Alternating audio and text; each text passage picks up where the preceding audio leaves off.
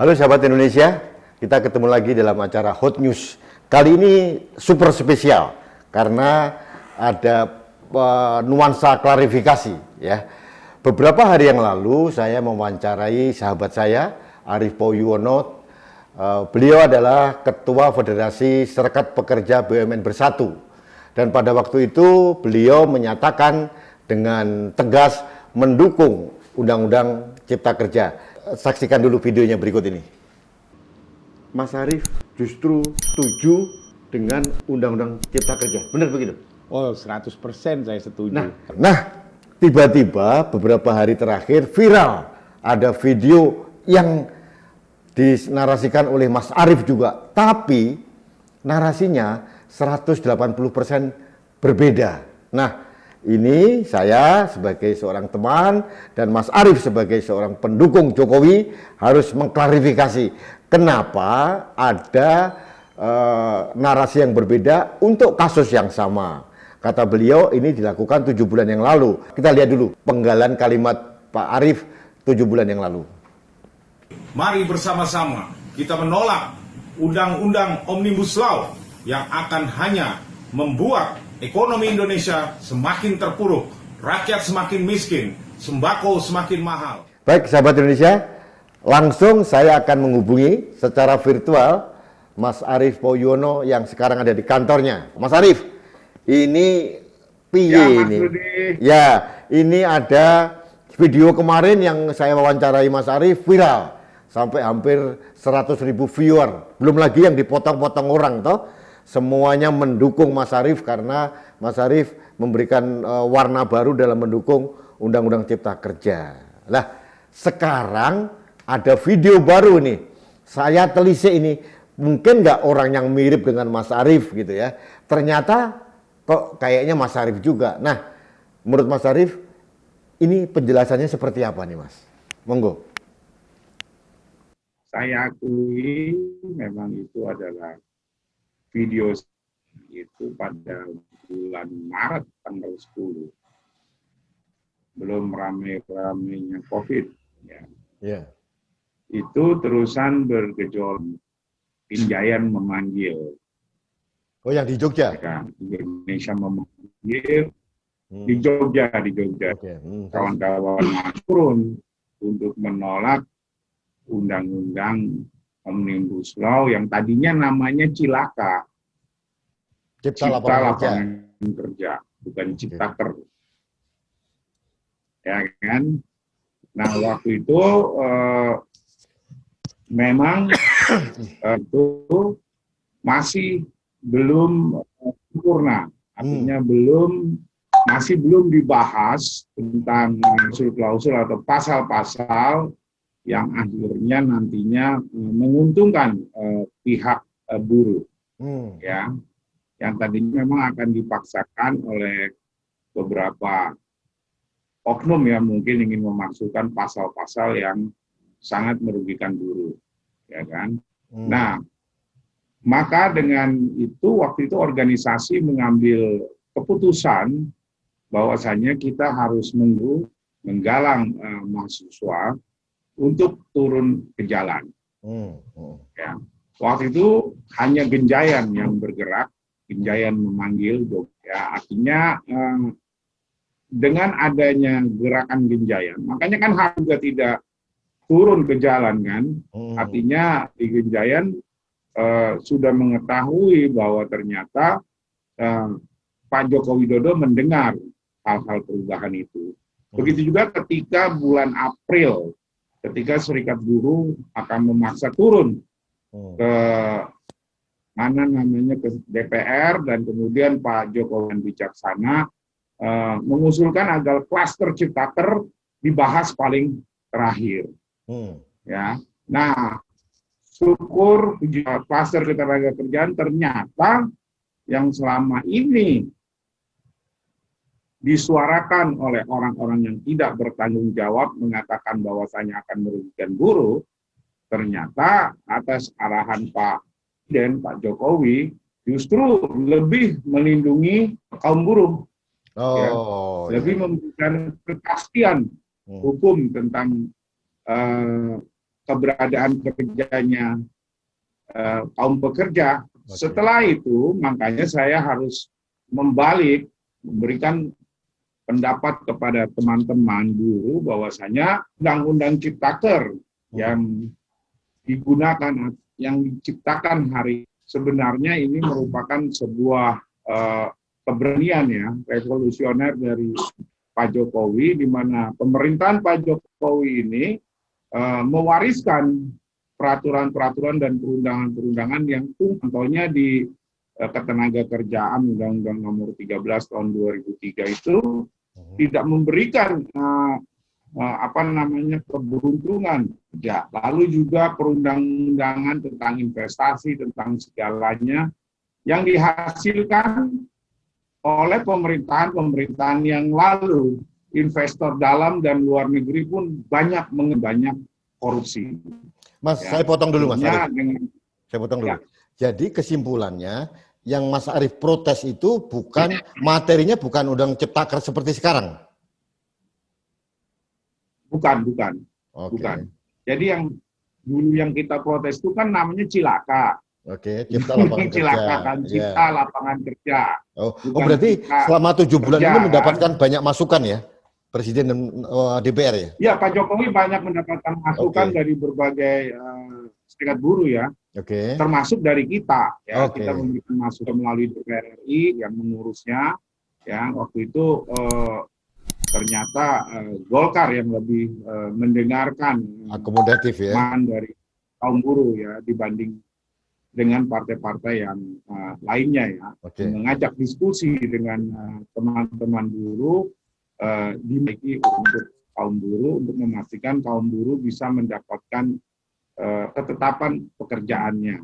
Tidak terlepas juga dengan misalnya kawan-kawan di PDI Perjuangan yang selalu juga menanyakan kepada teman-teman buruh agar Undang-Undang Omnibus Law ini nanya merugikan kaum buruh. Ya. Kalau waktu itu ternyata posisi Partai Gerindra di mana, Mas?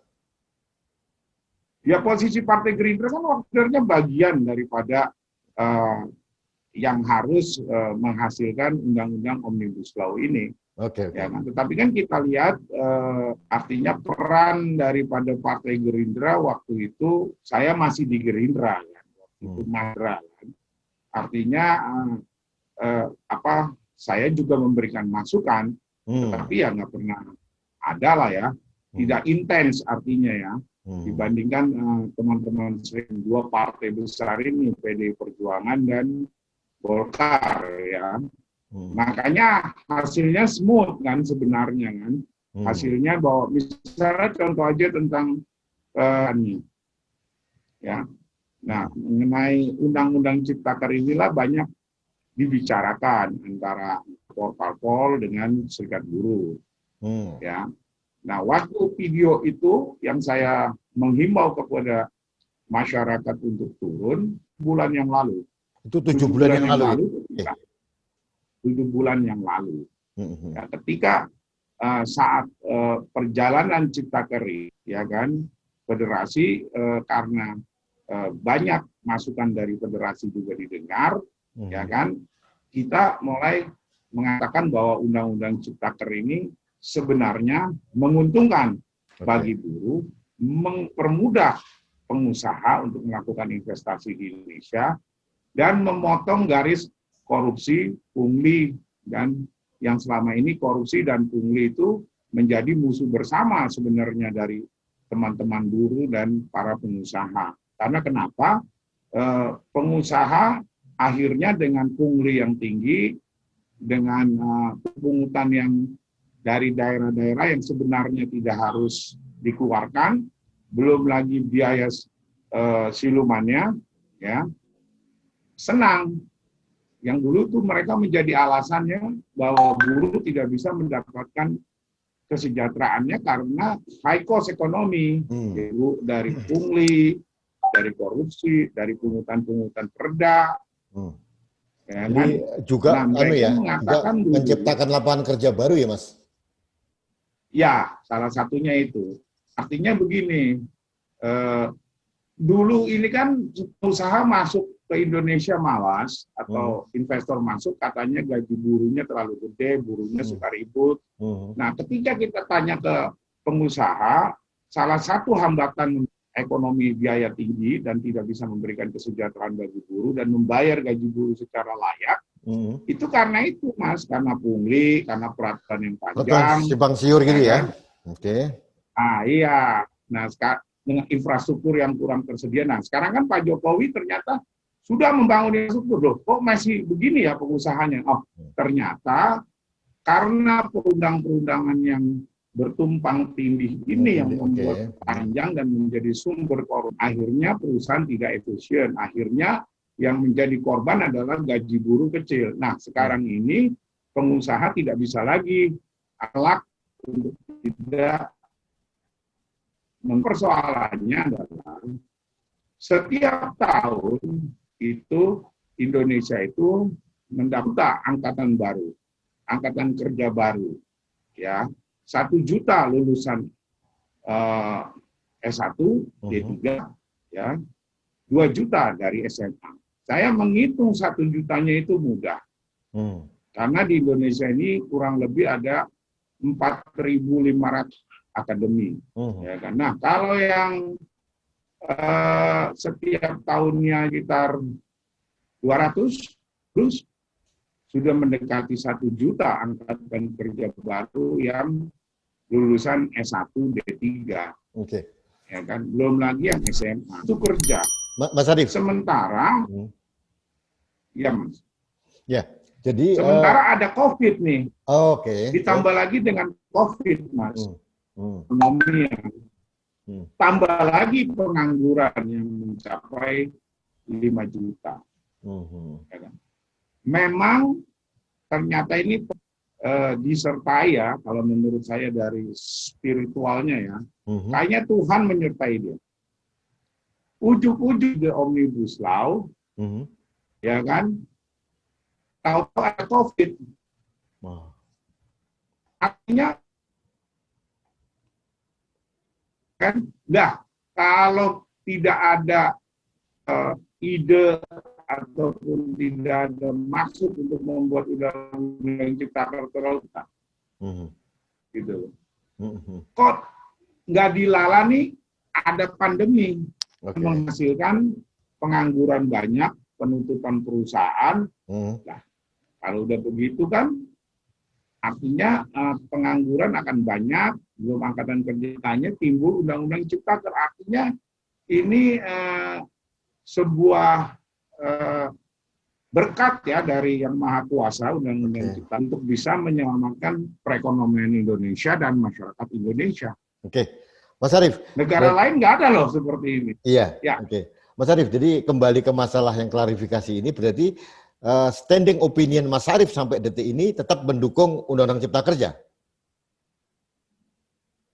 1000% Mas, dukung. Bukan saya saja yang mendukung, Mas, tetapi seluruh organisasi buruh yang ada di jaringan Serikat Pekerja Buruh gitu. Mendukung. Mas, kira-kira kenapa kok sampai muncul video lama itu dimunculkan kembali? Salah Mas, mungkin orang-orang yang tidak suka dengan perubahan atau cara berpikir yang baik ya. Ya, artinya ketika itu tidak bagus, saya akan mengatakan tidak bagus. Oke. Ketika itu bagus, maka saya harus memperjuangkan bahwa itu. Jadi jangan jadi orang munafik. Jadi gentle ya. Gitu kan. Nah, jangan jadi orang munafik, Mas. Oke, Bos. Ikut dibalap menyetujui, keluar koar-koarnya setuju. Oke. Ada parpol seperti itu. Ya. Ya kan? Nah, kira, kalau saya itu pertama kali yang menolak karena memang waktu itu berbeda dengan yang sekarang. Oke, ya. Gitu loh. Ketika ada perubahan dan ada kemauan kebersamaan kan bahwasanya undang-undang cipta kerja ini nantinya tidak merugikan buruh, ya harus kita dukung dong sekarang. Jadi saya simpulkan kayak siapa itu? Pak Beni Karman kan, Kak Harman, saya lihat di videonya, dia mendukung Demokrat, tahu keluar menolak. Nah itu apa Mas? Itu munafik. Oke, nah jadi ini disebarkan. Oke, boleh. Ini Jadi- disebarkan salah satunya mungkin Mas, ya Oke. kan, untuk mengatakan bahwa Arief Poyono itulah provokator utama penolakan Omnibus Law. Ternyata mereka ketipu. Kan memang ada tuh video itu kan. Iya, iya, iya, iya. Ternyata mereka ketipu semua bahwasannya saya itu mengikuti dari awal. Boleh dong protes di awal, Oke. ya kan, boleh dong menyatakan ini nggak bagus. Nah, ketika kita tahu dan melihat ini tujuan. Baik, jadi gini Mas Arief. Jadi perlu saya simpulkan bahwa video yang beredar terakhir ini adalah video 7 bulan yang lalu pada saat draft Undang-Undang Cipta Kerja masih belum ada banyak merugikan kaum pekerja dan buruh waktu itu ya. Nah, kemudian Ya, oke. Mas Arief menolak. Kemudian setelah itu dalam proses 7 bulan ke depan ini pemerintah dan DPR mengakomodasi masukan dari Mas Arief dan kawan-kawan sehingga sekarang buruh. sekarang sudah terputuskan Undang-Undang Cipta Kerja dan sekarang ini adalah Mas Arief mendukung. Begitu Mas Arief ya? Sangat mendukung Mas, Ya, karena kan isinya itu sekarang itu artinya ada win-win solution antara pengusaha dengan buruh ya. Artinya buruhnya juga diperhatikan, pengusahanya juga diperhatikan. Malah poin untuk buruhnya itu lebih sebenarnya dari Undang-Undang Nomor 13 tentang Tahun 2003. Contoh gini loh Mas ya, yang saya mau terangkan lah biar jelas masyarakat. Ya. Misalnya pekerja kontrak waktu tertentu, ya, PKWT yang hanya kontrak 2 tahun itu, satu itu bukan hanya stabilitas kerjanya dia, tetapan kerja dia ya, tetapi struk gajinya itu nggak laku Mas di bank. Artinya pekerja PKWT yang hanya dikontrak tidak bankable. Ya, mereka tidak bisa mengajukan kredit misalnya untuk rumah sederhana ya. Makanya banyak dibuat rumah susun sewa. Sewa karena pengelola rumah susun itu tidak mau memberikan rumah tap yang bisa diangsur oleh buruh, dikredit oleh buruh yang akhirnya jadi pemiliknya adalah buruh ya. Terutama buruh-buruh PKWT. Makanya buruh PKWT hanya sanggup mengkredit motor, karena kan motor melingnya cuma 3 tahun 2 tahun, ya kan, dan tidak bank yang memberikan pinjaman. Nah, dengan adanya Undang-Undang Ciptaker, di mana kepastian kerjanya para pekerja itu tidak 3 tahun, tapi bisa pemanjang, gaji mereka atau struk gaji mereka bisa menjadi jaminan di bank untuk mendapatkan fasilitas kredit perumahan rakyat, Mas. Oke, wah, gitu loh. Mengerti itu Mas Arief? Bedanya. Iya, iya. Baik, Mas Arief, Ya. saya kira klarifikasinya cukup. Terima kasih atas kesediaan waktunya. Terima kasih, Mas. Mas Arief gentle, bagus, ya, mengakui bahwa itu pernah terjadi dan tidak menjadi seorang pengecut, gitu, yang munafik, gitu ya. Nah, saya kan kawannya Pak Jokowi, Mas. Kalau yang nggak bagus, saya bilang nggak bagus sama Pak Jokowi. Kalau bagus, saya dukung dia, kan gitu. Oke, Mas Arief, matur suwun Mas Arief, waktunya ya. Oke, Mas. Terima kasih, terima Mas. kasih, Yuk. terima kasih. Yuk. Baiklah, sahabat Indonesia, demikian klarifikasi yang dilakukan oleh Arief Poyono terkait tentang video yang beredar yang terakhir. Ternyata video itu direkam 7 bulan yang lalu pada saat draft Undang-Undang Ciptaker masih banyak hal-hal yang dianggap merugikan kaum pekerja atau buruh. Untuk itu setelah dalam proses ternyata masukan kaum buruh dan termasuk dari kelompoknya Mas Arief, yaitu Federasi Serikat Pekerja BUN Bersatu diakomodasi dan beberapa kelompok lain juga diakomodasi. Makanya sekarang pada saat pengesahan Undang-Undang Cipta Kerja, Arief Poyono mendukung 1000% katanya. Oke, baik. Ini tugas kami sebagai media untuk memberikan klarifikasi, jangan sampai terjadi simpang siur. Dan ini yang penting kami lakukan adalah untuk memberikan informasi yang sebenar-benarnya. Demikian, terima kasih atas waktu Anda untuk menonton acara Kanal TV Anak Bangsa. Sampai ketemu lagi di acara Hot News berikutnya. Sampai ketemu.